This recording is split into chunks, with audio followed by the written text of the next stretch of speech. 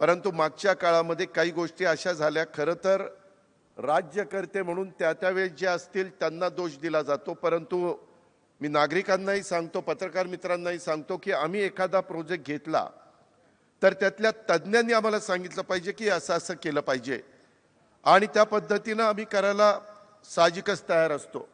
मागे तुम्हाला आठवत असेल, आपला विद्यापीठाचा एक ब्रिज पाडायला लागला, इथं सिद्धार्थ आहे, त्यांनी पण त्यावेळेस ते बघितलं, परंतु पुढच्या 50 वर्षाचा विचार करता तो पूल ठेवून चालत नव्हतं।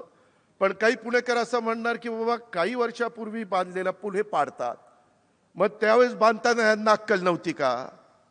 अरे पण अक्कल कुणाला पाहिजे? त्या टेक्निकल लोकांना पाहिजे ना, इंजिनियर लोकांना पाहिजे, ज्यांनी त्याचं शिक्षण घेतलेलं आहे, त्यांनी हे सगळ्या गोष्टी बघायच्या असतात।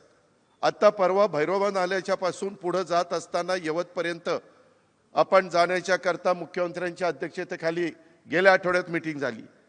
त्यामध्ये इथली वाहतुकीची कोंडी सोडवण्याच्या करता आता तिथला मगरपट्ट्यातनं येणारा पूल, तो तर पूल असा का केलेला आहे की भारतात असा पूल बघायला मिळणार नाही।